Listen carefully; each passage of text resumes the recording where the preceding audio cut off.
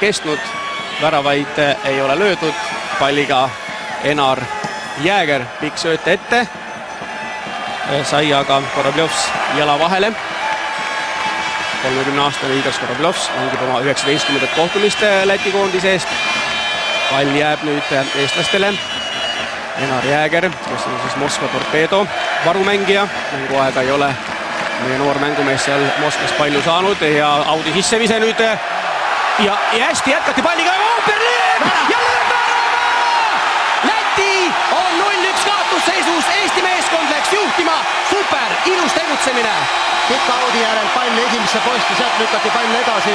Läti kaitse ei suutnud seda puhtaks lüüa, pall kukkus meie jaoks õnnelikult Andres Ooperi jalale ja Andres Ooper lõi selle värava tagumisse nurka, väravaist mööda. Ilus mängu algus, väga ilus mängu algus A Le Coq Arenal. Eesti meeskond läks Läti vastu 1-0 juhtima ja Andres Ooper lõi oma Eesti koondise 28. värava.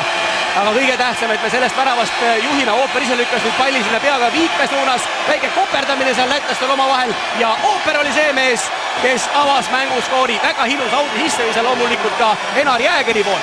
Olinko sai veel Ooperi löögile käe või jala vahele, aga see oli nii lähedalt, et seal nagu ei jõudnud enam reageerida ja midagi teha ei olnud. Ei saa me läbi Lätita ja Venemaa meelest ei lähe, ütlevad ka laulusõnad ning Eesti juhib Läti vastu 1-0. See oli vist nüüd lätlaste paremkaitsja Tsirnis, kes eksis selles olukorras just. Vits rindkusele, Laisants ja tõrje väga hea. Aga tundub, et ka Raio Piiroja sa segas ikkagi ja rimkust nii palju, et ta natuke tasakaalust võis välja minna. Aga igal juhul hea tõrjetöö Eesti koondise väravahilt. Ohtlik olukord sai ka sellest alguse, et Andrei Stepanov libises enne kas Skonto peatreener, aga kuna Skontol on täna noa Smirnov äärelt läbi pääsemas. Kas tuleb senderdus? Tuleb. Terehovi suunas. Kahju, Terehovil napilt löök. Ei läinud sinna, kuhu oleks vaja olnud, ehk siis Läti väravasse. Lõi maha palli ja sealt see põrkas üle väravahi ja üle värava ka kahjuks. Värava peale maandus. Vist löök ei tulnud päris nii välja, nagu ta mõtles. Ma ei usu, et ta tahtis, või ei tea, äkki tahtiski maapõrkega lüüa seda palli. Ei oskab õnne, Kotenko paneb nüüd kiirelt palli mängu. Ja teise palli nopib Eesti koondis, see on hea märk.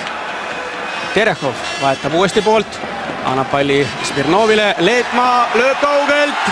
Hea löök. Ilus löök. Ja Eesti saab teise nurgalöögi. Nurgalöögide seis on 3-2 Läti kasuks. Õnneks on olulisem väravate seis ja see on 1-0 Eesti kasuks. Just. Liivo Leetmaa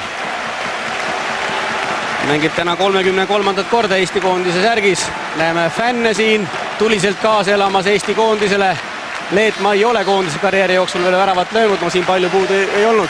Väravat oli natuke väljas ja pall hakkas langema ka ja ega palju puudu ei jäänud. Kas ta nüüd sisse oleks läinud või oleks kukkunud latti, on raske öelda, aga seda ei tee väravvahti. Kloff annab nurgalööki. Kõige kõrgemale kerkis Raio Piiroja, ei olnud praegu õnne, aga ilusti lahti mängitud nurgalöök. Viiekasti joonele ja Piiroja on õhus võimas, nagu me teame, aga kahjuks see pall põrkas maha jälle ja sealt üle värava. Teist korda juba selline olukord meil. Sellest on tuline kahju, vaadake veel kord. Oleks see sinna 20 senti allapoole läinud, ei oleks nagu mingit varianti väravahil olnud. Aga positiivne see, et Eesti mängib väga hästi, väga võitluslikult. Verpakovskisele anti pall.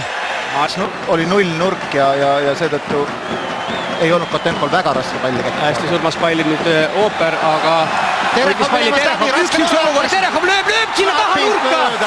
Oma meetri jagu väravast mööda, nii et esimesele poolajal oli ka Sergei Terehovil väga hea värava võimalus ja nüüd teise poolaja alguses samuti Sergei Terehov teeb ilusat mängu.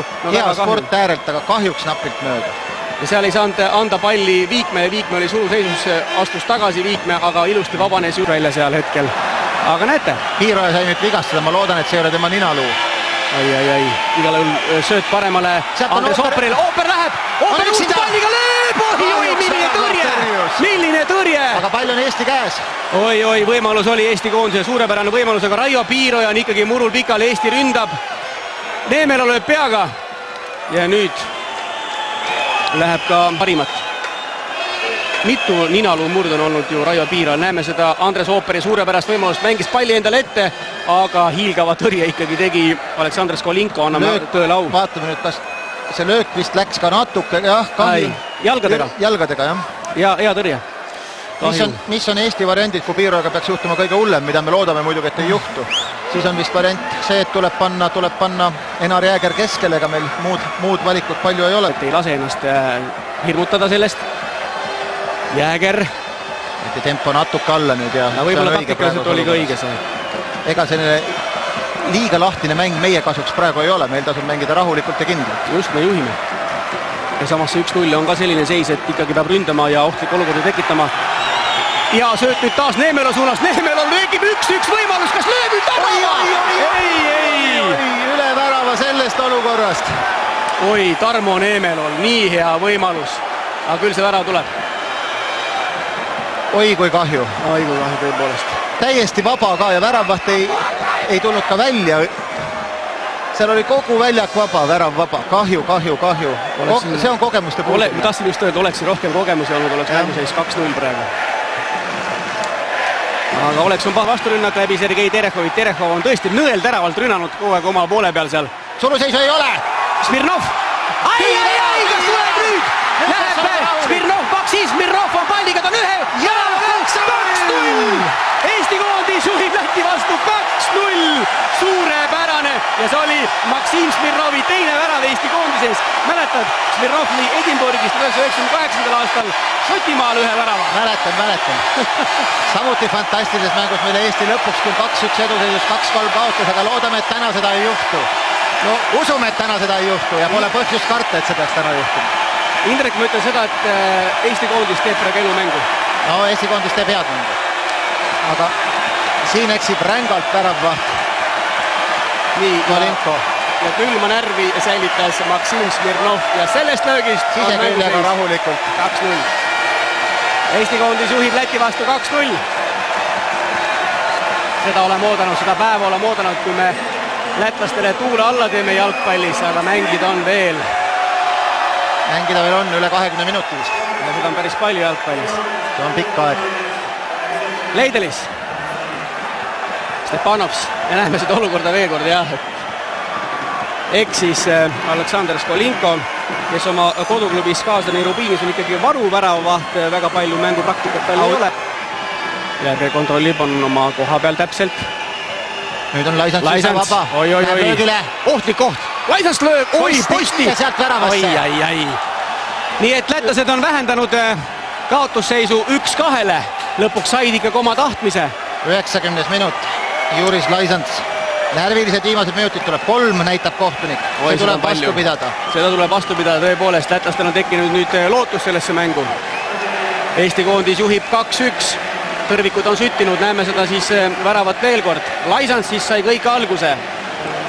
Lööb ja lõigi värava. Natuke liiga vabalt laskis meie kaitseda löögile sealt. Jääger. Läti sektoris 2 tõrvikut, mille eest võib Eesti Jalgpalliliidule väike trahv tulla, ma kardan.